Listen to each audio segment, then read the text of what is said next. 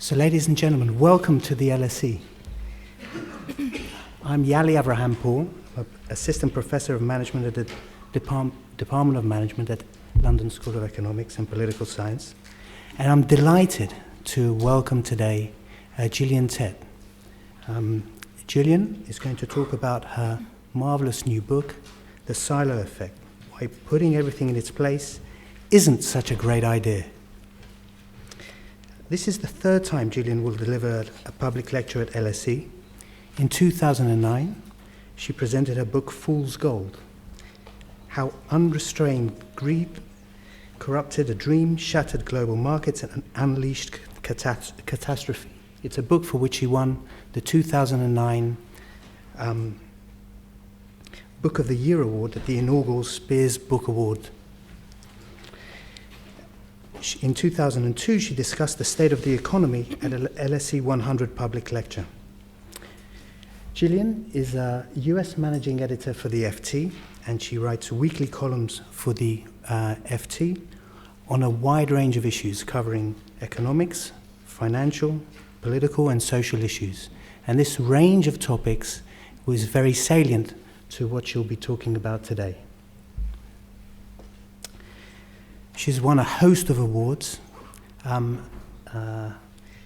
including Columnist of the Year in the British Press Awards in 2014, and was a recipient of the Royal Anthropological Institute Marsh Award in the same year.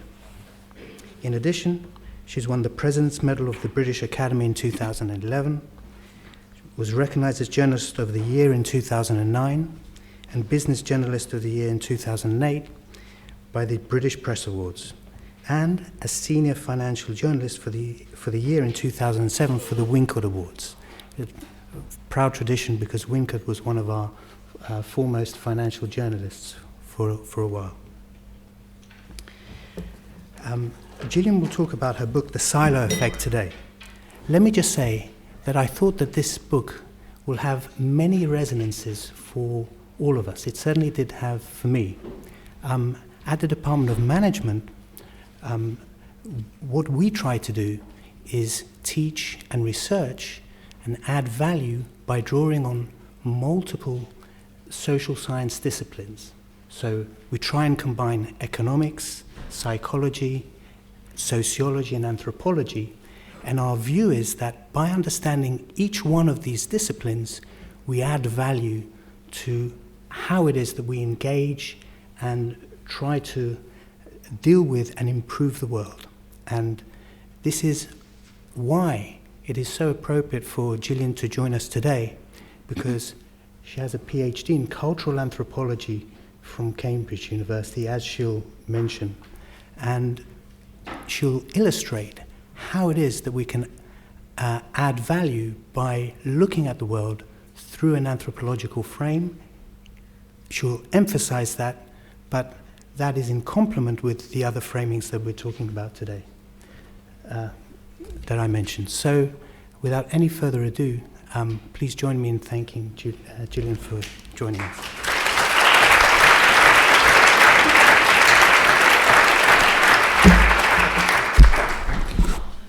Well, many thanks, Yali, for that very kind introduction. And as you say, it is indeed very appropriate that I'm giving this speech today in the management department, because I know that you're very committed to what I like to call silo busting.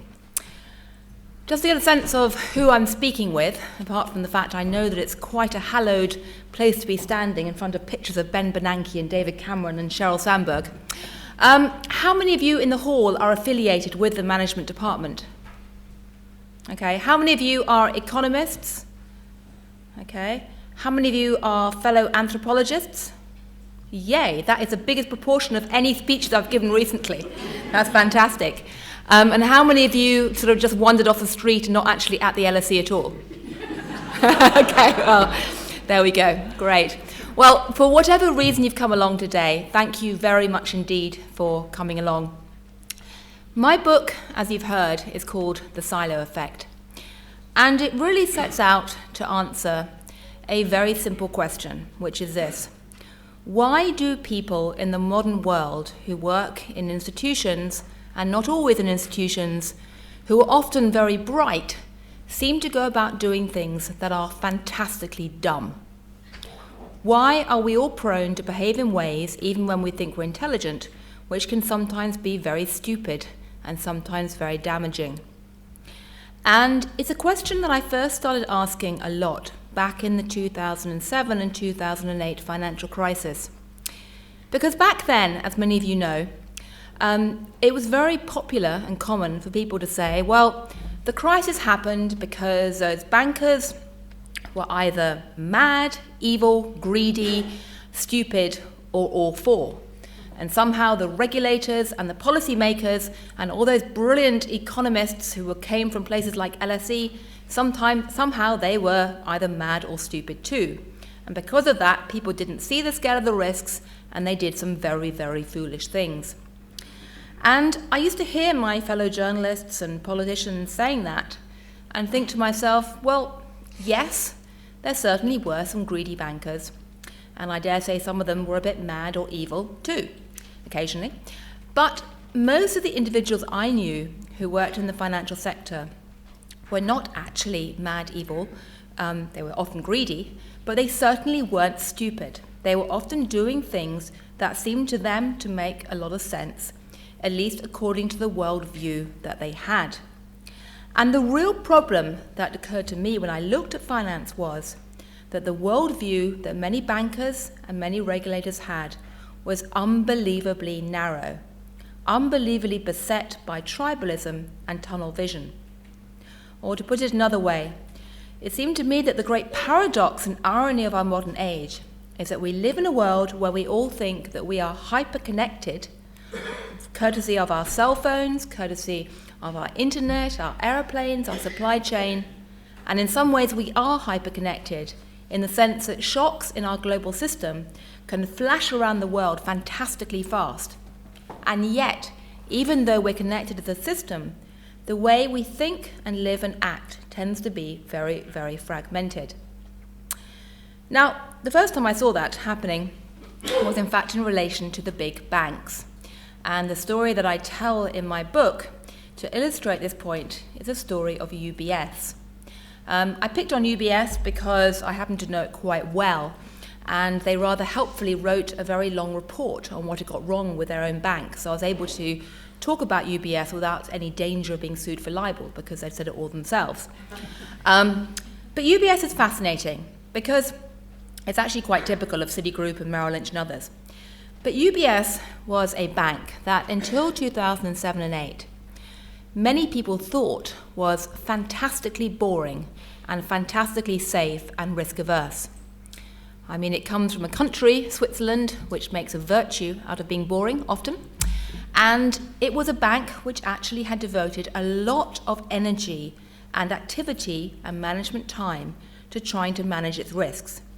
It had 3,000 risk managers sitting inside UBS who were supposed to scour over the bank's accounts and activities, looking out for problems. And its senior managers were so determined to maintain its boring, risk-averse image that all during 2006 and the first half of 2007, they kept getting management consultants in to look at what they thought were the really obvious big risks. And they thought they were hedge funds and leveraged finance, risky lending. And it was so worried about those risks that it actually closed down its hedge fund in the summer of 2007, and it kept calling in the analysts to control its leveraged finance exposures. So it spent a lot of time worrying about risks. And the regulators were so impressed by the way the senior managers kept worrying about risks, and so impressed by all those 3,000 risk managers scurrying around, that the Swiss regulators kept declaring in their reports that UBS was one of the best managed banks in the world and one of the most risk-averse. And I'm not making this up. It's all in those helpful UBS reports. And then, in the autumn of 2007, it suddenly turned out, seemingly out of the blue, that UBS not only had about $50 billion worth of subprime mortgage securities on its books, which somehow the senior managers hadn't noticed, and that's a lot of things to not notice even in a bank. But those subprime mortgage securities ended up creating about $20 to $30 billion worth of losses, which again is a lot of money to lose on something you hadn't noticed was there. Now, as I say, after this came to light, Swiss voters and Swiss politicians were furious. They said those banks are stupid, mad, evil, greedy. Put them in prison. And they kept doing reports on why it had happened. And what they discovered was quite remarkable, because it turned out that there were really 2 or 3 key reasons why UBS had missed the problem. One was the fact that UBS had big structural silos. Quite literally, it was subdivided into bureaucratic little entities that just did not talk to each other. In particular, there was one group of traders in London who were supposedly short the US mortgage market, and there was another group of traders in New York who were massively long. And nobody in Zurich ever sat down and added up those exposures, and none of the regulators ever did that either. So there really was a big problem of the right hand not talking to the left.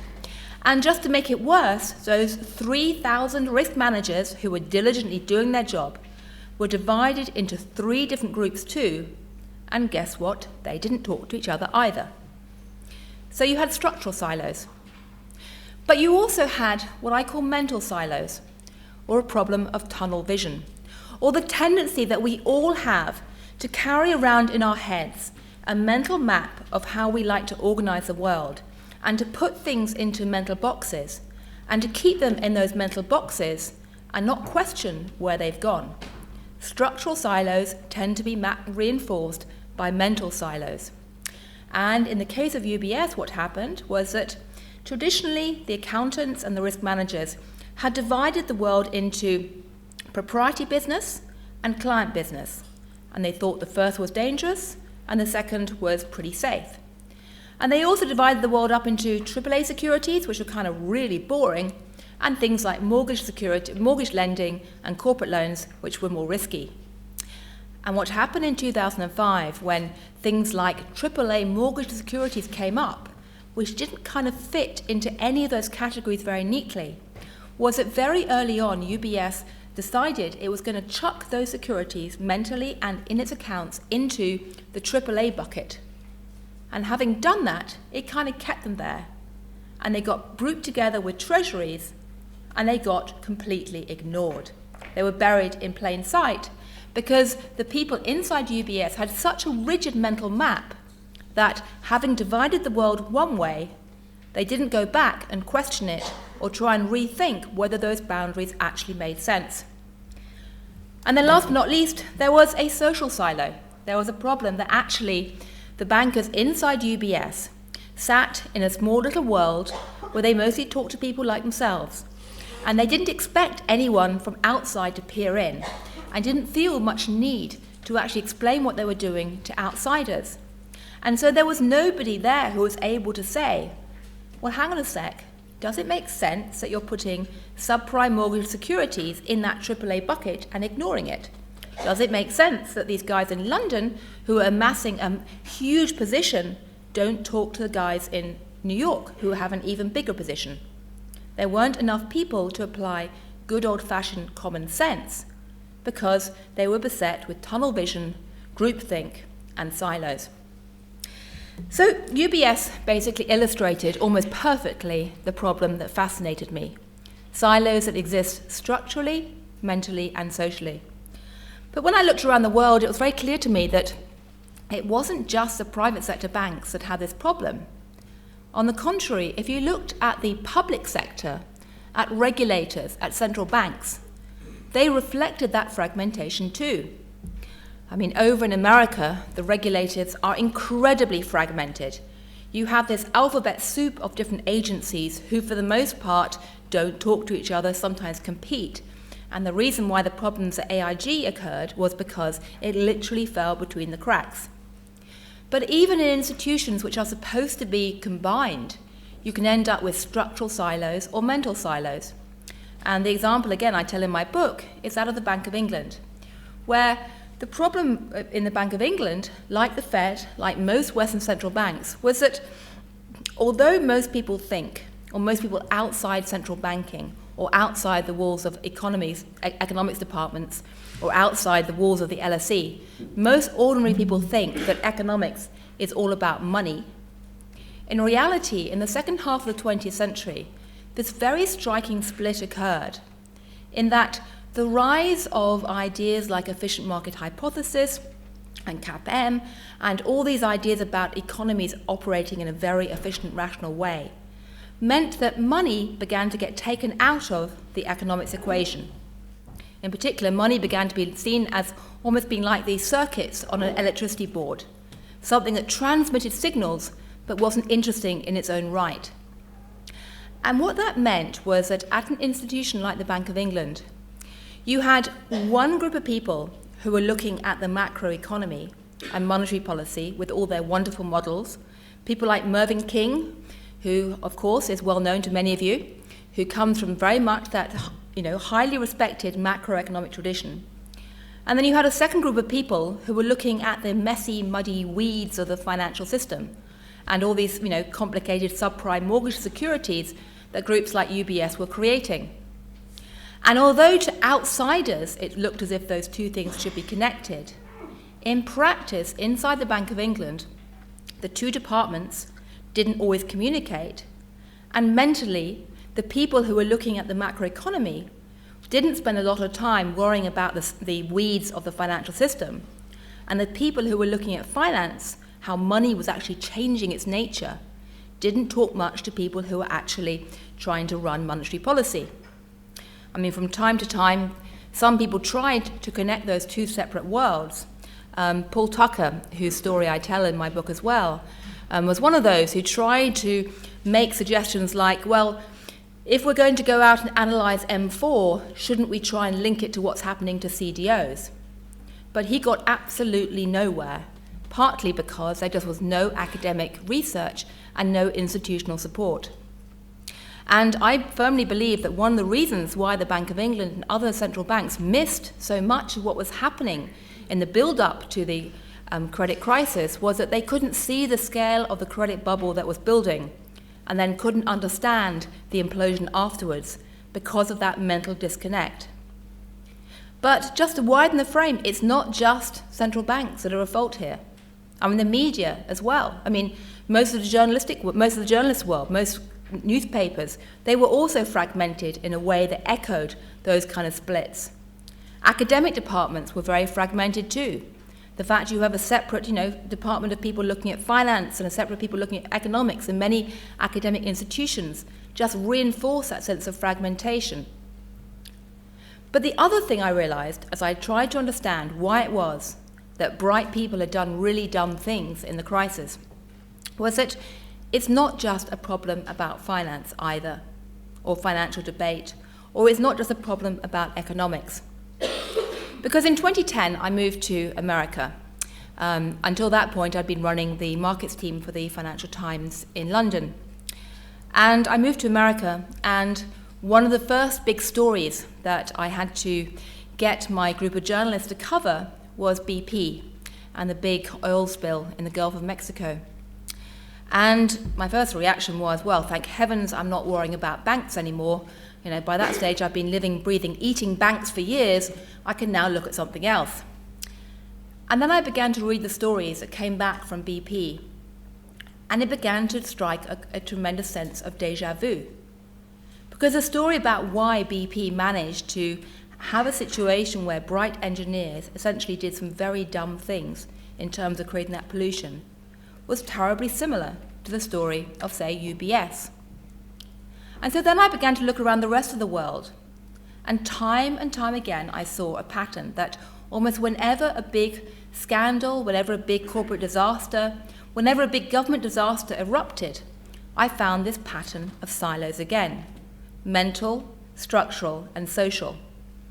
If you dig into the reasons, say, why the CIA and the other intelligence services failed to see the threat looming before 9/11, you see once again a story of silos, or as the American intelligence service prefers to call it, stovepipes. If you look into the story about why General Motors behaved with such incredible negligence or stupidity for such a long time in relation to the seatbelts, again, you see a pattern of silos.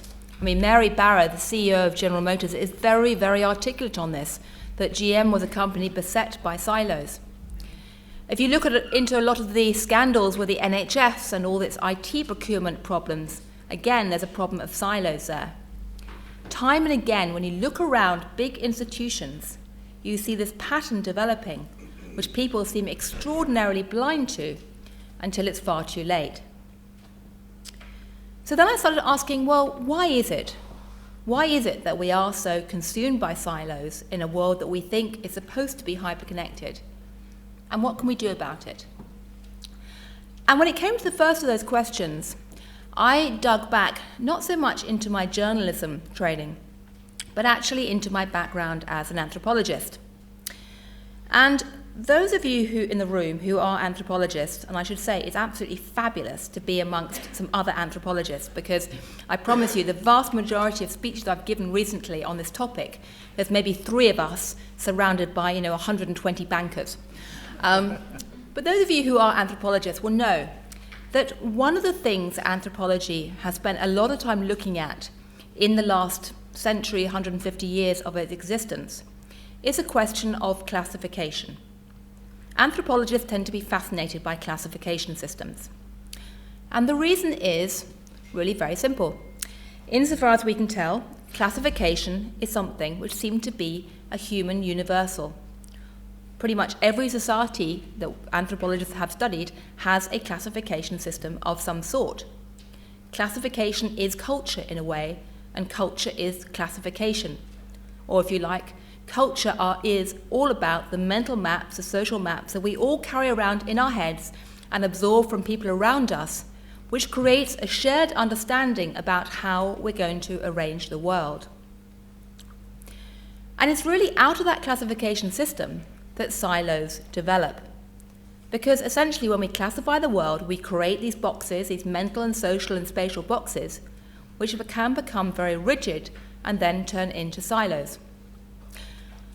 Now, it's very easy to understand why we classify, because actually, if you think about it on a day-to-day basis, we're all surrounded by so much information, so many people, so many processes, that we have to classify.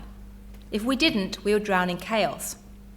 I mean, in some ways, the fact we classify is a bit like the fact that we need to sort out our, sock drawer. You can just tip all your clothes on the floor and leave them in a pile, or you can actually put them into drawers and try and keep them tidy. And we all know that putting them into drawers, into their assigned space, is basically what makes life more efficient. Or at least that's what I think every morning when I get up and I can't find my stuff. But the key point is putting things into their place, into a pattern, is what people need to do to make life more efficient, particularly when societies get big, when processes get complex, where technology becomes more and more specialist or hard for everybody else to understand. It's endemic, it's hardwired.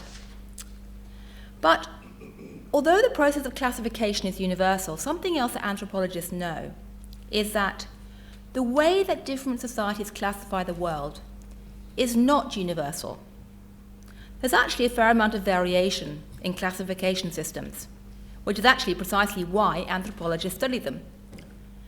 And out of that simple truth, there's actually something very important, which I find quite encouraging, which is that, yes, we as human beings are hardwired to classify the world. And yes, in some ways, silos are inevitable. I mean, sometimes when people say they can't stand silos, the obvious answer is, abolish silos. Let everyone live in an open plan office, open plan mind, and we can all do without silos. Well, that is ridiculous. We need systems to classify the world. But the point is, just because we need systems, we don't need exactly the same system. Systems don't have to be set in stone. Or to put it another way, you don't have to blindly assume whatever system you inherit around you. If you look around the world, you realize there's actually more than one way to organize your life, to organize your sock drawer, to organize your space, to organize institutions. The question isn't, can we abolish silos? It's, are we going to be blindly mastered by our silos and essentially be slaves to our environment or the system we inherit, Or can we actually go forth and master them and question them and find ways to avoid doing really dumb things because of the ways we've unthinkingly classified the world? And that all sounds incredibly theoretical, and you're probably thinking, well, what does that mean for everyday life? How does that actually translate into practice? What would it mean for a bank like UBS or the Bank of England or the other examples I give in my book of companies that have done really dumb things? And as I looked around America and then later in Europe, really starting from 2010, I began to see that actually there are some examples of companies and individuals who have actually tried to do some creative things to deal with the silo problem. And the examples I found are, by nature, rather anecdotal, rather random. I'm sure there are many, many more out there. And I can assure you these days I have public relations officials from practically every large company dying to tell me about all their silo-beating success stories. I dare say some of you would like to tell me afterwards. But I'm going to mention a few of them because I think they actually do offer some ways of thinking about this problem and actually dealing with them. One of the first ones I talk about is a company which may be familiar to many of you, which is Facebook. How many of you are on Facebook? Yeah, oh, a lot, that's great. Hey, you're much hipper and trendier than the last lot I spoke to, where about 3 people put their hand up and look a bit embarrassed. Well, Facebook's fascinating, not so much because of what it's done in terms of changing the way that we communicate with each other in the wider world, but also because of what it's done inside its company. Because Facebook has been engaged in a very extensive experiment in recent years that's tried to deal with the problem of silos. And the reason is really twofold. Facebook know, Mark Zuckerberg and his colleagues know, that the history of technology companies in recent years has been in some ways incredibly disappointing. Most tech companies start off as startups, which are small, freewheeling organizations where there aren't any silos because guess what, they're not big enough. They're all sitting around in a little ring in someone's garage or backyard eating Chinese takeaway, thinking up brilliant ideas, and far too small and close-knit as a group to have any silos. But then what happens is that they become successful and they grow very, very fast. And they suddenly turn into this big bureaucratic behemoth where there's suddenly very strong silos and tribalism and tunnel vision developing before anyone knows what's been happening. If you look at the story of, say, Xerox, that's one example of that. If you look at the story of Microsoft, it's another example of that. One of my favorite stories is the story of Sony, which, hands up who had a Sony Walkman when they were in their youth? Yeah, me too. Have any of you ever wondered why you don't have a Sony Walkman today? It's not just because we don't carry cassettes around anymore, because we live in an internet age. Because in the year 1999, Sony actually tried to create an internet digital Walkman. Tried very, very hard. And at that time, every single person who was out there in the consumer electronics world assumed that they were going to succeed. The reason? Well, back then, Sony, as you all know, was incredibly famous for being very good at producing gadgets. Its brand was dominant. It actually had so completely dominated the market for digital listening, for portable music listening, that the name Walkman actually defined an entire product category, not just the products made by Sony. It also had a music label inside its company. It had hardware and software, all sitting inside Sony. So if there was any company that should have gone and actually dominated this field, it should have been Sony. And what happened was that Sony tried. Late 1999, it actually came out with its answer to the digital Walkman. But the problem was that it came out with not one digital Walkman, but 2, and then 3. And the reason was that Sony was a company, like Microsoft or Xerox, which had grown up to create these silos that had become very ossified. And essentially what happened was that each department produced rival competing products, and they didn't collaborate. And as a result, they cannibalized each other. And the rest is history. or more specifically, the rest of the story about Steve Jobs spotting an opportunity and jumping in with the iPod, which was an amazingly joined-up product. So Facebook saw that and said, yikes, we don't want to become like Microsoft. And the other thing that influenced their thinking was that there's an evolutionary psychologist, a very brilliant man who works out of Oxford University called Dunbar, who put out a theory a few years ago which said that the number of social relationships that any one individual can cope with, given the size of our brain, is only 150. We're not bright enough to think or cope with more people than that. And when social groups swell above that size, you begin to create silos, hierarchies, bureaucracies. And the Facebook engineers originally read that because they wanted to know how many Facebook friends we would all choose to have.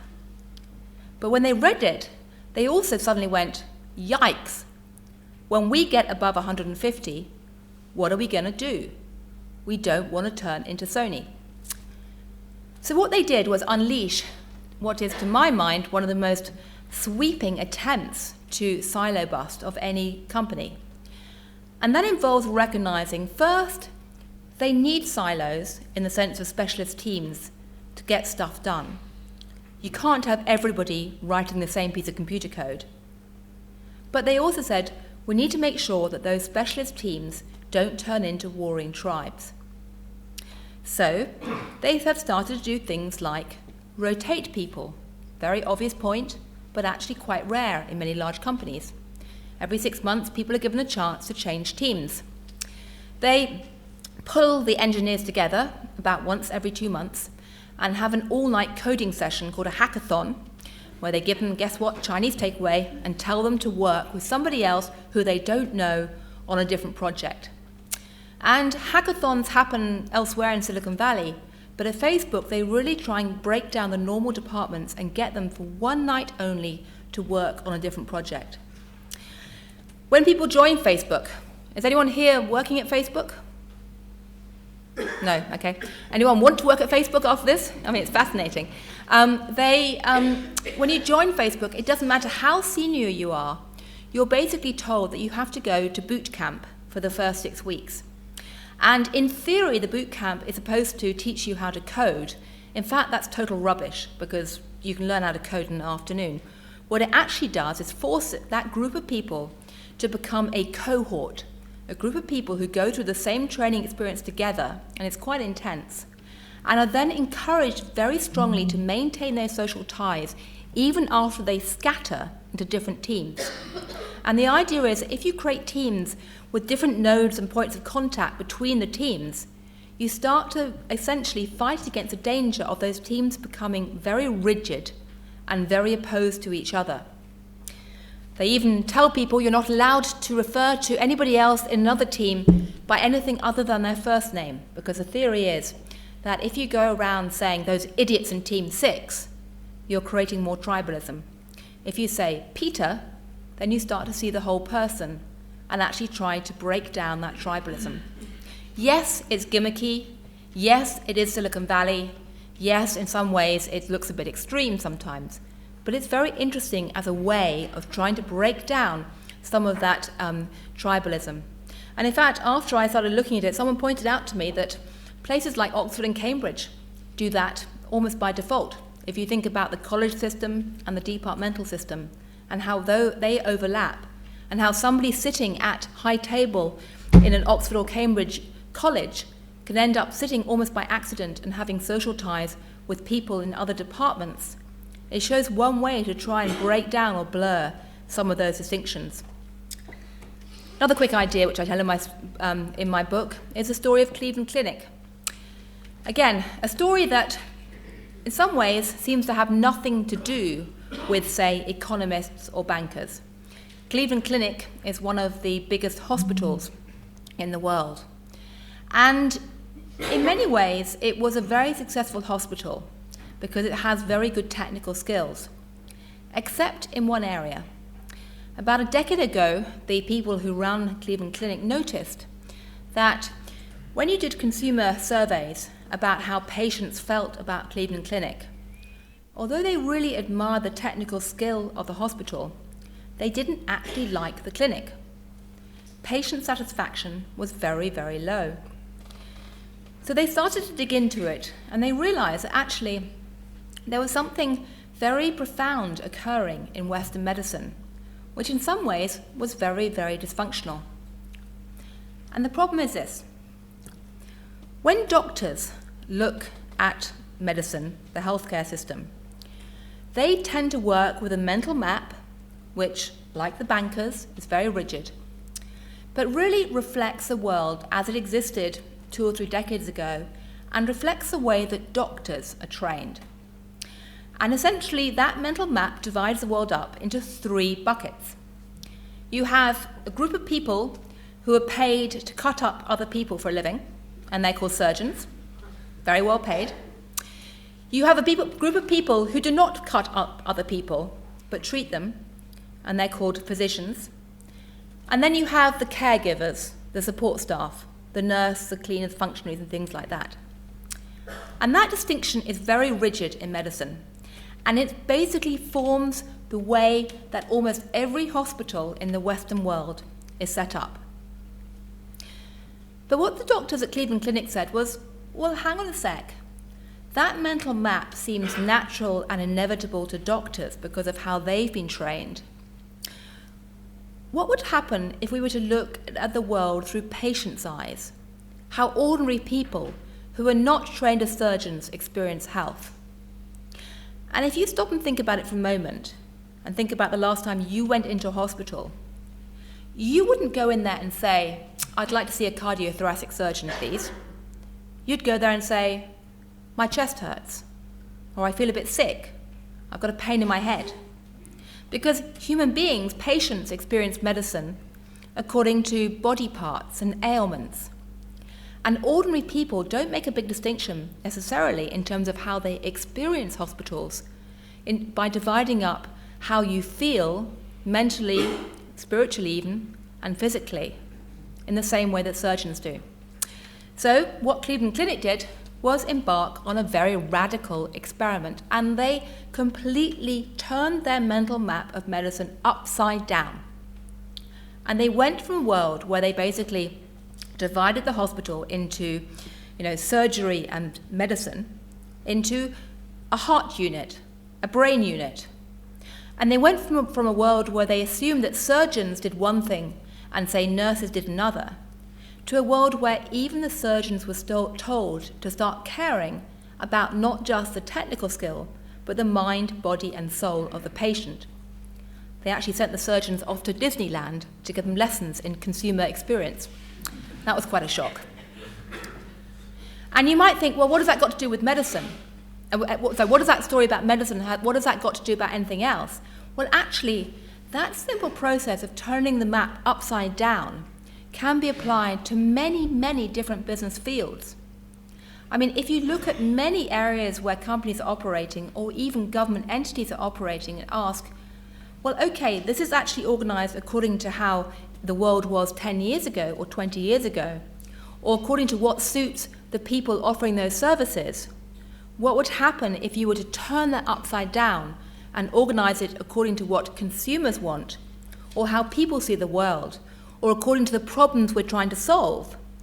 That provides a very different perspective and provides another way to try and break out of rigid mental maps that can be very, very dysfunctional. And there's just one last story I'll tell you before I stop, and I was told to talk for about 40 minutes, so I have about 3 minutes left. But just one other idea, which, again, I think provides some inkling of what we can do. And this is a story about New York City Hall.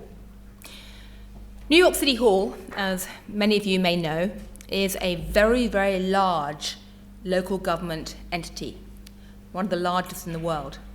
And it's also incredibly bureaucratic and incredibly fragmented into silos. So much so that traditionally you've had, say, the firefighting department that sits in one unit, you've had the education department in another, the housing department in another, etc., etc. And a few years ago, the City Hall officials were asking themselves, how can we provide services better and essentially more effectively without spending more money. And one of the areas I looked at was the question of detecting fire risks. Some of you may know that New York City, surprisingly, has a big problem that every year a number of residential buildings go up in flames, killing people. And traditionally, using the data from the fire department to predict which buildings are going to go up in flames hasn't been very effective. Because for the most part, when people call 311, which is like 999 in America, and report a fire risk, the vast majority of those calls come from very wealthy areas, and the vast majority of fires occur in very poor areas where the immigrants live, and they don't want to call anyone at all. So the firefighting data hasn't been very effective traditionally for finding fires. So a few years ago, a rather innovative group of data scientists came in and said, well, what would happen if we took not the data from the firefighting department, but took data from other departments and mixed it together and tried to see if that would predict where fires are going to happen. So they took data from brick deliveries, mortgage defaults, vermin infestation, poverty, the age of buildings, all kinds of different departments which were in different bureaucratic silos, mix them together, and lo and behold, suddenly it turned out to be dramatically more effective at predicting fires. In fact, 5 times more effective in terms of working out which buildings were going to be fire risks. They then went out and did that in many other areas too. My favourite story is the story of yellow grease. Yellow grease is what happens when you go into a New York restaurant and order any food that's been fried. And that leaves the grease in the deep fryer sitting in the restaurant kitchen. I don't know if any of you have ever thought about what happens to that grease. Not very nice to think about. It's a problem that affects all of us unless you're incredibly macrobiotic. But in theory, restaurants are supposed to give that grease to a waste disposal company and they take it away. In practice, quite a lot of restaurants don't do that, either because they don't want to pay or because they've watched The Sopranos and they know what waste disposal companies do in New York. True story. So what an amazingly large number of restaurants in New York used to do with yellow grease was take that deep fat fryer and go to the nearest manhole and pour it down the manhole. And as a result, there's been a lot of yellow grease in the sewage system of New York. Funnily enough, Bloomberg doesn't like to talk about it very much, but that's the reality. And it's been almost impossible for city officials to catch that and stop it because there are only about 3 or 4 of the environmental inspectors in City Hall, and there are 25,000 restaurants in New York, and so they had no chance, basically. Until they applied the same concept of bringing together different departmental data and trying to map it and actually look at what was going on. And so just like firefighting, about 2 years ago, they took data from several different departments, put it together, and tried to predict which restaurants were yellow grease dumpers. And then, armed with that information, they went to the biodiesel department, there was an environmental recycling department in the New York City Hall, which had never until then spoken to the restaurant department, and said, why don't you take that data, go to the restaurants who are probably offending, and suggest to them that instead of pouring it down the manhole cover, they actually sell it to a biodiesel company and get some money for it. And lo and behold, suddenly the yellow grease problem has got a lot better. And the fascinating thing about that story is not the fact that actually mixing up data helped them predict what was going to happen. It's the fact that nobody had thought about it before. I mean, it is such an obvious thing to do. And yet, until 2 or 3 years ago, no one had done it. And then you come back to the question of why? It's those silos. We're all so shaped by our organizational structures and our mental maps. It's often very hard for us to see not just obvious risks, but very, very obvious opportunities as well. New York City Hall, in some ways, is a shameful example of what happens when you have lots of silos that are very rigid. But it's also very encouraging about what you can actually do to deal with a problem. And it's not just about management consultancy handbooks, although obviously the Department of Management is very useful in that respect. It's also about borrowing the basic principles of anthropology, trying to look at what people are doing, not just what they're saying, trying to take a joined-up view of the world, trying to look at power structures, but above all else, recognizing that if you can just break yourself out of your normal mental rut and go and wander and try and get a different perspective on the world, if you can just go and physically or mentally think yourself into the mind of the other, then you don't just understand a different way of being, the other. You can then use that different perspective to then look back at yourself and realize not just how weird you can seem to others, because actually we're all pretty weird, although we all think we're normal, but also how trapped we often are in our social and cultural patterns and how we don't need to be. So that's basically the message of my book, which I hope is both encouraging but also a call to arms. So I'll stop there. I congratulate you as a Department of Silo Busting, and I wish you all the very best of luck in your silo busting endeavours. So thank you.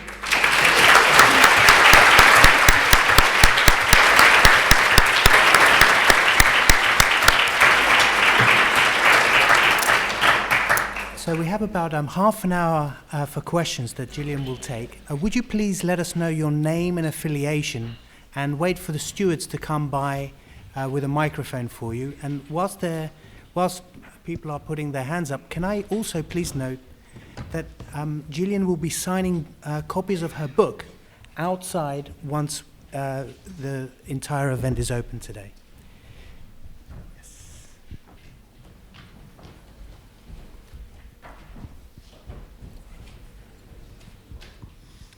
Bernard Casey from LSE, also a PPE graduate of Oxford, and therefore I hope not too much of a silo or an in-siloed person. I wonder whether you could comment, in fact, upon the way in which academic disciplines are increasingly fragmented, because I always regard being a PPE graduate as giving me a great advantage in life in not being able to do that. I also wondered whether you might comment upon Volkswagen, since that is much in the news, and to what extent were the silos inside, or was the silo Volkswagen and a culture of the institution?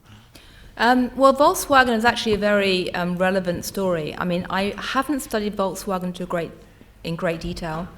I know a lot more about General Motors because General Motors wrote, an extremely long report was written on General Motors, which indicates very clearly the way that silos had developed in General Motors and prevented people from not just exchanging crucial information, but stepping back and looking at the bigger picture and trying to understand, whether what was going on made sense. And it seems to me at Volkswagen that there was, again, a real problem of tunnel vision amongst people. The people who were, busy doing the environmental stuff or were detached from the engineers and vice versa. And there wasn't anybody at the top stepping back and saying, does this make sense? It was a real failure of common sense, again. So I think it's very relevant. I think you asked about the academic world as well, and the academic world today seems to me to be kind of caught in a tragic trap, because in some ways, academics and journalists should be the great silo-busting conscience of society. They are people who are paid to try and join up the dots and, take an overview in a world where we are ever, there's a constant temptation to be sucked into these intellectual ghettos, particularly in a world where consumers are given the chance of having customized information and customized news.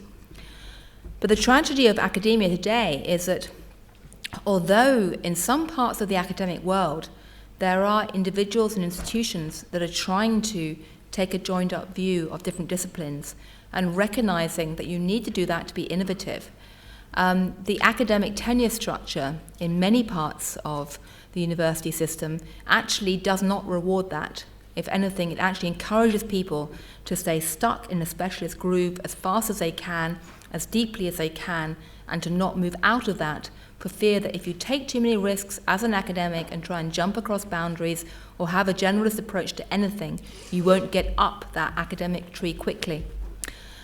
I mean, some people have tried to break that down. I think that this problem about tenure track and how professions reward, academics, has been incredibly critical for economics, and I write about that in my book. The tribalism of the economics profession has been, in my view, a significant problem in recent years, but also most academic disciplines. George Soros and the INET Foundation has tried in recent years to counter that by offering disciplines and grants and various pots of money to people who are willing to try and jump across those boundaries and look at economics with more of a sociologist or anthropology perspective or historical perspective. But the problem is, in academia, you can give somebody a pot of money to do a research project for a few years, but that doesn't necessarily lead to tenure track and doesn't necessarily mean that they get respected by their peers. So that is, in my mind, one of the biggest problems today. I realise I'm talking to a bunch of university students and professors who probably know more about this than me, so please feel free to disagree if you do. This lady there. Hello. I am a journalist also with a background in anthropology. I'm here, by the way. It's hey. Right. And I was wondering if, after you started your research, whether it made you notice any really obvious silos at the FT, and if so, what have you done to try and break them down since? Yeah, that's a very fair question. I have written about this before. I happen to think that one of the reasons why the media world was slow to spot the looming financial crisis before 2007 was the fact that media was subject to silos too. And for the most part, the people who were writing about economics and doing high-status economics reporting jobs were different from the people who were writing about the grubby parts of the financial markets. And in the case of the FT, when I had previously worked in the economics team of the FT, and one of the first times I started thinking hard about the structure of the financial world and economics world and the problems of this fragmentation was when I moved to the Lex team, which is one of the parts of the paper which actually does take quite a joined-up view of the world and a joined-up view of capital structures of companies. And I subsequently went to the capital markets team at the FT, and one of the things that we had in 2004 and 5 was we had a sort of high-status economics team that sat in a very nice office overlooking the river, near the editor's office. And then we had the capital markets team, which sat right the other end of the building, in a sort of lowly bunker overlooking the garbage cans. And for the most part, we didn't talk to each other very much. And that was certainly something which prevented us from having a particularly joined-up view of the world. I mean, at many other news organizations, it was much, much worse. So something we started trying to do, really from 2006 onwards, was to try and put our heads together and to take a much more joined-up approach to looking at what was happening in finance. And I think it's probably one of the reasons why, in some respects, our coverage was a bit more prescient than some of our rivals. But it's not a battle you ever win. I mean, media groups, businesses, government institutions can never conquer silos or the dangers of that in one fell swoop. You have to constantly keep asking yourself. And at the FT, we are constantly looking at ourselves and saying, well, do we have the optimal structures? Can we actually report the world? I think we are actually in a much better position than many rivals to avoid falling into silo temptations because we're smaller, we're more reporter-driven, not editor-driven, and we tend to be much more freewheeling and entrepreneurial. We're a very flat structure. I look at some of our biggest rivals in America that I will not name, but I see structures which are fantastically siloized and run almost like Citigroup, frankly, big bureaucratic structures where every journalist is told to swim in their own lane, and there are constantly turf wars erupting, and, funnily enough, it's one of the reasons why I can hire people from them. I won't say anything else if anyone else knows who I'm talking about, but, doesn't mean in any way that we're perfect. But one last thing I will add, which is, and I feel this extremely strongly, is, if you ask me what journalism today is all about, it really is about silo busting. I mean, that is our core mission as journalists, or it should be. Because we live in a world today where everybody who consumes news is constantly being sucked into bespoke information ghettos and tunnels. And it's very easy and tempting to be sucked into information ghettos and tunnels. I mean, it's like eating candy. You know, you start it becomes addictive. And it's everywhere. We don't even notice we're being sucked into these information tunnels the whole time. And yet the more that we're sucked into information tunnels, the more that most of us know uneasily that we miss understanding what's really happening in the world. And we miss understanding the shocks that keep erupting and basically, you know, cause such havoc if we're not careful. And so if we are going to be journalists and do our job and show people how the world works and live up to the mission of being journalism, it really is about silo busting. And I won't give you the rest of my pep speech, but I feel that very strongly. Gentleman there. Yes, hello. The lady Robert Home, Professor of Land Management at Anglia-Ruskin University, who's been moving between silos all my life. Slight odd thing about your lecture is you never defined a silo. I'm sure you've got a definition, and I'd be interested to hear it. And I'm interested in how do these silos emerge? First degree in history. Where did it all start? And that leads you into theories of path dependence and historical institutionalism, which is another way of saying it's all in the DNA, so that every institution or silo carries with it its origins. And if they're unlucky, it stays with them for too long. Yeah. Just to invite No, you good to point, comment. and thank you for asking that question, because indeed I did fail to define a silo, and I should have done. I mean, the technical word silo, silos, comes from the Greek meaning corn pit. And as that suggests, it refers to agricultural structures where you store grain. And it was really in the sort of first half of the 20th century that the military establishment started using the word silo to refer to weapons storage units. And then management consultants got involved and used it to refer to these sort of semi-detached, inward-looking structures you get inside companies. So it's really about being in a ghetto, a stovepipe, a box, whatever image you want to use. And I use the word silo instead of stovepipe or box or bucket, actually. One of the hedge funds I write about in the book talks about buckets and bucket busting, which actually I like instead of silo busting because you can say it better, but I think most people don't know what bucket busting means. But the reason I use the word silo is because it's found in most languages, apart from Japanese, where it's translated as takotsubo, which means octopus pot. Hi, I'm Andrea Paletti. I'm a first-year PhD student in management. But like what I notice in your presentation is that these silos seems to be more an aspect of a big reality that is bureaucracy. I've studied bureaucracy according to the Weber point of view, and bureaucracy are something that you cannot change with some best practice. This is a problem that you will have then in the future. Probably you can change something, a transformation in the company that can start working probably for 5 years, but then you will have the silos phenomena again in 10 years. Thanks. Yes, I mean, when I say that it's a never-ending struggle to control or curb silos, I mean that. And there is this great, unresolvable conflict in modern society that as we globalize, as we consolidate, as we look for efficiencies of scale, there is this tendency to create bigger and bigger organizations often that become more and more bureaucratic. But you don't have to be very big to have silos. I mean, you can be sort of a medium-sized company and still be fragmented. If you're looking at it from a point of view of small companies, what I point out to them is, firstly, you may yet grow up and become big if you're successful. And often, if you're successful, that's a time when you don't ask about your fundamental structures and challenge them because you think everything's going really well.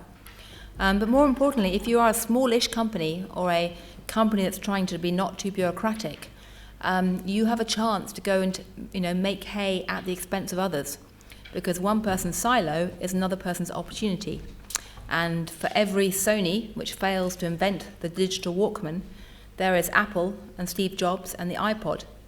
And for every big bank which is doing really dumb things because of its silos, there is probably a canny investor, often a hedge fund or someone else, that's making money at the expense of that bank. So, it's a trade-off. Actually, no, that's wrong. It's not a trade-off. It's more a case that this problem exists, and it needs to be, recognised, addressed, and discussed. Hi, I'm Deborah James. I'm an anthropologist here at LSE. I'm interested in the sort of angle that you're suggesting, which is that if people took a more enlightened view and sort of thought outside the box, many of these problems could be solved. But I've read quite a lot of anthropological studies, especially of financialized institutions, which seem to suggest that there's almost a sort of inevitable process whereby financialization is leading to, the downfall of many and the growth of a very few as having a lot of wealth. So what's your perspective on those kinds of studies of anthropology and what they can tell the broader world, as opposed to simply, for example, the study that anthropologists are interested in classification and maybe this is imposing certain kinds of restrictions? What about when anthropologists go and study these economic institutions, these companies, and often seem to have a very sinister, they seem to pick up quite a sinister angle on what is going on? Mm-hmm. Yeah, I'm certainly not saying that anthropology is a magic wand that companies can just kind of buy in a sprinkling of anthropology and become all-seeing and all-knowing and all-wise.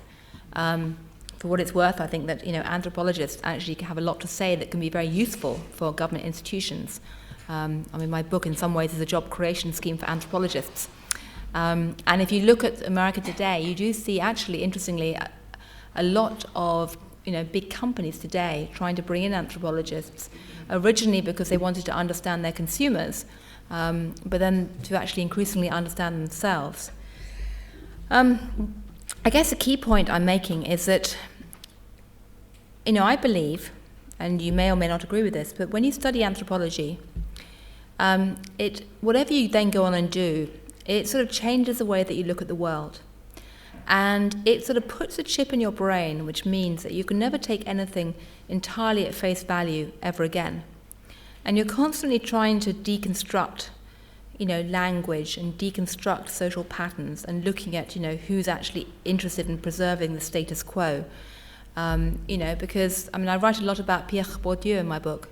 And Bourdieu always made the point that the way that an elite stays in power is not just by controlling the means of production, to be unfashionably Marxist, but by shaping the way that we think.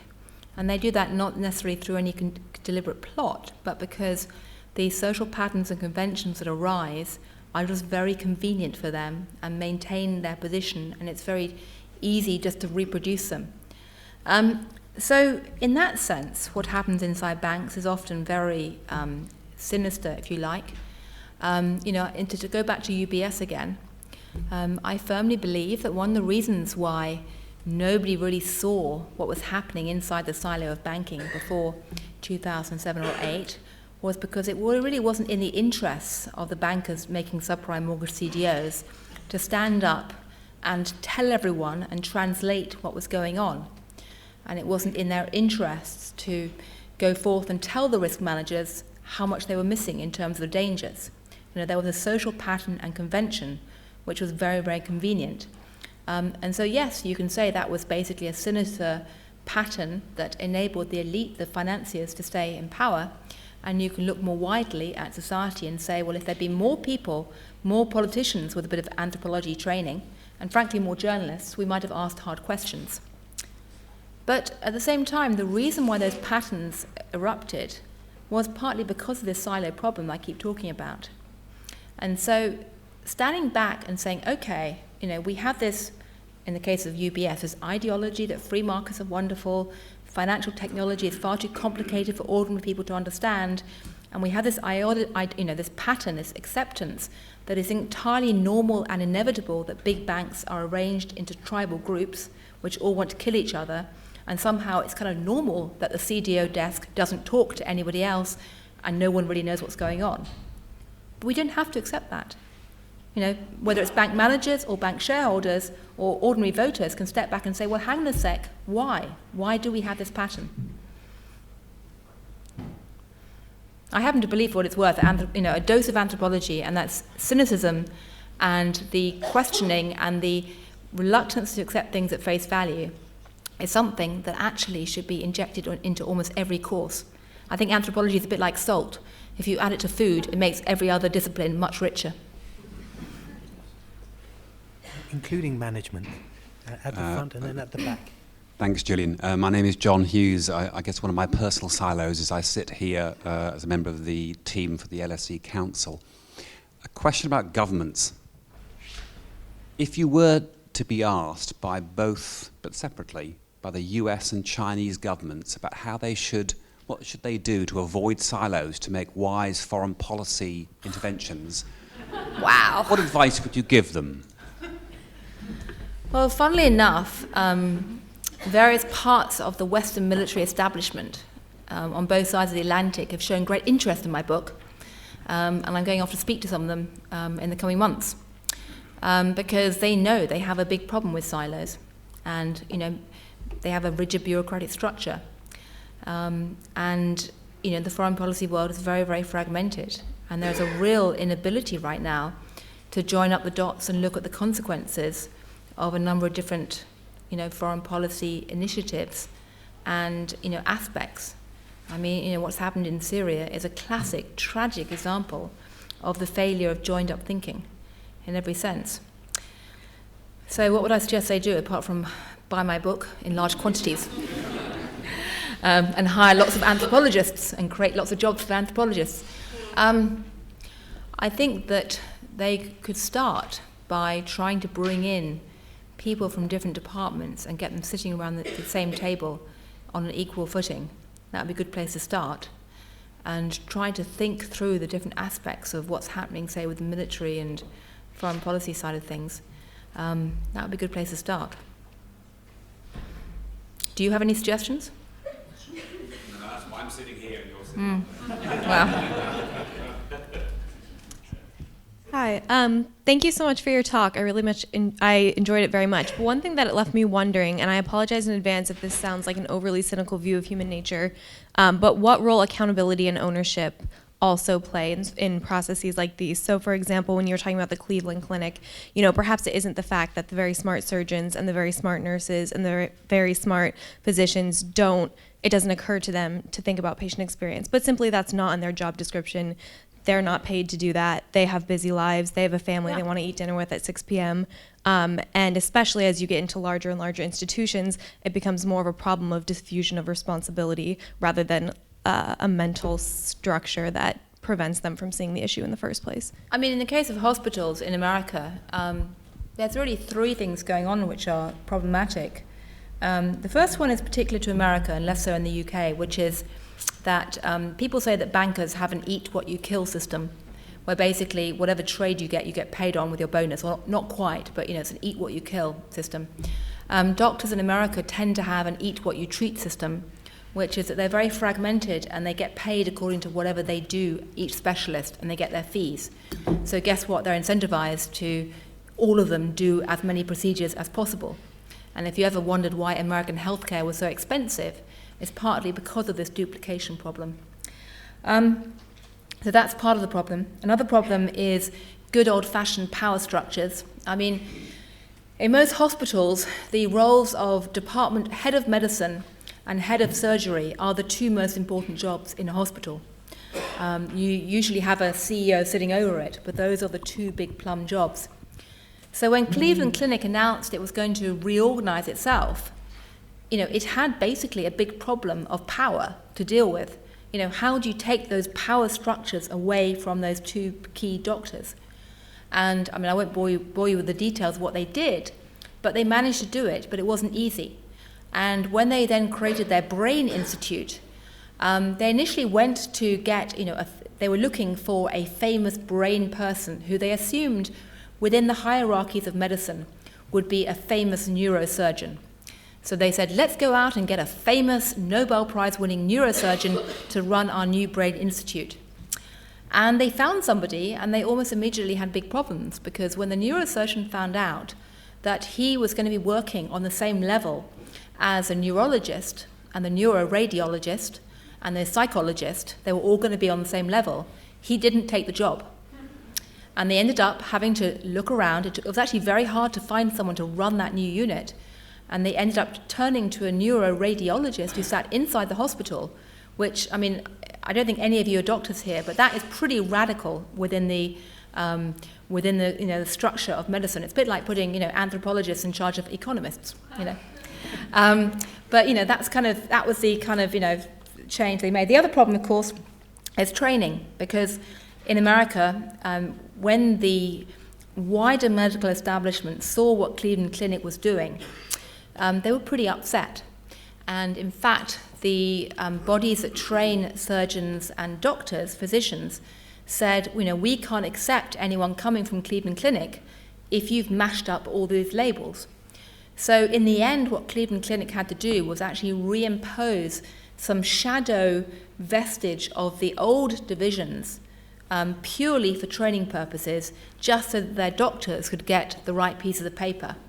And it was kind of irritating for them, but actually it had quite a benefit in that what they say is that because they are now organized by body parts and ailments, and yet they have to have shadows of the old structure inside those departments, it sort of reminds them always that there's more than one way to divide up the world. You can kind of play this mental game of, how would it look from this perspective or that perspective? As a surgeon, do I want to go and talk to other surgeons? Or since I'm a neurosurgeon, do I want to talk to people who worry about the brain? And it's kind of obvious in a way, but little things like the fact that, they go around in teams now with, the surgeons and doctors, starts to change behavior a bit. Not a magic wand, but it does help. I think I may be next.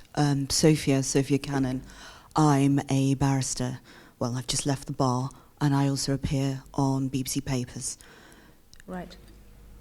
One of the interesting things that I've noted is that there's not quite been a scandal involving barristers because of the way we're trained.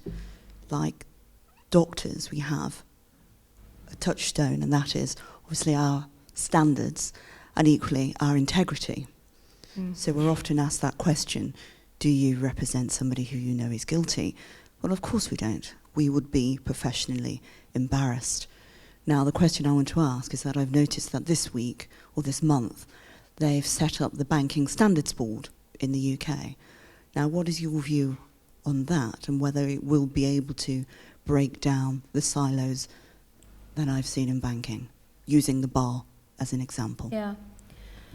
I must say, I think that one of the biggest challenges in banking is to introduce basic common sense. And by what I mean by that is an ability to break out of the tunnel vision whereby a banker's scurrying around thinking, well, this makes sense within my own little narrow incentive and whether or not I get a bonus. But it doesn't make sense if you step back and look at it in wider context. And to do that, you need transparency, and you need a diversity of points of view, and you need people from outside that little silo to be able to look in and actually question basic things. I mean, all the things that didn't happen at, say, UBS before, because no one really knew what the UBS bankers were doing. And people say that, sunlight is a great form of, great guard against corruption. It's also one way to get common sense. So I think talking about diversity and transparency and second opinions, is one way to go into that. I mean, yes, they can do all these other things to do with banking standards and make bankers take exams, that's good. Yes, they can look at how they're paid, that's very important. But thinking about how you engender that basic common sense, I think, is also very important too. Hello, thank you for your speech. My name is Cristina Cabezas. I'm a philologist and a communication practitioner. For the past 6 years, I've been working in Barcelona in the areas of innovation, education, and creativity. And all these areas always approaches the speech from the designed point of view, which is introducing innovation strategies in the companies to break all the mental plans, processes. On your opinion, who should lead or influences these classical structures like BP financial organizations to make these changes? Well, obviously, I think anthropologists should have a great role. No, but I mean, I would say a range of people. You know, it's back to getting a diversity of views and trying to get, you know, time and again to imagine, you know, if a Martian came down and saw what we were doing with fresh eyes, you know, without the legacy of the past, would it make sense? And, you know, as I said before, disruptors tend to be people who jump across boundaries and break down boundaries. And, you know, it's not so much about thinking outside the box, it's about reshuffling the boxes and recognizing that there are things that fall between the cracks of the boxes. And again, to go back to Sony, I mean, the problem with Sony was that, you know, it had hardware in one box, software in another box, and it had media content in another box. So you had 3 separate boxes. What Steve Jobs did at Apple, you know, being a disruptor, was basically say, let's force people together and not have that software, hardware, content split. And so if you look at the innovation that went into them thinking firstly about the iPod and thinking about how they created something which actually had not one stage of music delivery but 2. You know, you load up your songs on your Mac and then you download that onto a little hardware device which is tiny. And it had to be a 2-stage process then because you couldn't get enough computing power in that little iPod. So that was a very innovative set of ideas that jumped across software and hardware and content. But iTunes was something which had nothing to do with that little kind of process of making a physical metal box, you know, tiny thing. You know, dreaming up iTunes was entirely different again, and that jumped across many more boundaries. And it's not something that Sony could have done thinking just in those silos. So, as I say, for every Sony there is, or every, you know, dead Walkman, there is an iPod. Great. I think we're coming towards the end of our time, but I'm going to take a last couple of questions, I think. So the lady over there and the gentleman over here, and then, okay, 3, and then the gentleman in the middle over there, if we can get a microphone to him too. But can you ask the questions together, and maybe, Gillian, are you happy answering multiple questions? Yeah, absolutely, yeah. Thank you. Hi. I'm a graduate of the LSE. I studied history and international relations here, and now I work in big data with a team of engineers. So I'm living this experience of the silo effect, not only in my company, where we think in technology in a way that's very different to how I was taught to think here, but second, we have a lot of clients who are trying to use data to do their own internal knowledge management system. So some of the FTSE 500 companies in a knowledge management economy or in a knowledge economy are trying to figure out ways to intelligently identify experts within their organizations. And some of this is done by, you know, do we look for actual individual employees or groups of communities of up to 150 subject matter experts? Or do we try to design a knowledge management system that's aligned with our strategy in terms of our priorities, the outcomes we want to have, the known problems that our business or industry faces? So I just wonder if you could comment a bit on that in terms of this, how your thinking relates to the people and the knowledge and the outcomes that we want to put into our economy. Okay, I can't answer your question directly, but here's a couple of observations. Firstly, the really good news about data and big data and computing power is that it can potentially break down silos in some amazing ways. And what New York City Hall did with its predictive data, what many, you know, private and public sector institutions are doing with predictive data in terms of mashing up different data sources, can be incredible. And the reason is partly the fact that, you know, data doesn't necessarily have any preset boundaries or ideas about how it has to be classified. You know, you can actually change the classification system of data. And even better, data doesn't have a union. And that matters because one of the problems in breaking down silos in New York City Hall is that you have a lot of unions that don't want those silos to be broken down. You know, you can't just rename the firefighters and tell them they're going to be something else because you have a union. I mean, as I say, we just talked about hospitals. Data doesn't have a union. And so what New York City Hall kind of did in the end is try and use the data mixing to then force change amongst human beings. The bad news about data, though, is that it only breaks down silos if human beings who are actually controlling and setting the data are willing to be innovative. Because the sheer quantity of data that can be out there makes it, like everything else, very easy for people to assume they have a way of classifying that data and it's all preset, and basically everything gets put into rigid buckets early on and no one questions it. And in some ways that problem is particularly serious because traditionally, due to academic silos, the people who handled data, the computer scientists, were numbers people, and they weren't used to thinking about social patterns and, psychology in human beings. What is incredibly exciting today is that, certainly in America, and I hope in the UK too, but I don't know much about it, there is a new movement developing inside universities and companies to try and create sort of touchy-feely data scientists who can think about humans and computer bytes. And people like Sandy Pentland at MIT have this whole social physics drive, which is trying to bring together, frankly, anthropology and computer science and put it together. Very big movement. If I was in anthropology today and trying to look for an area to do research projects, I would be jumping all over that. But there is an attempt to fight it, but that's, it won't happen, data as a silo-busting tool, won't happen unless humans get involved too.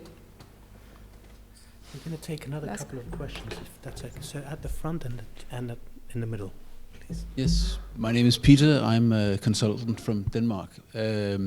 I've once visited an Indian hospital in Bangalore where they could do incredibly cheap surgery simply because they said that surgeons should do surgery almost like a factory, like a McDonald's inspired assembly line, where everybody was very, very specialized.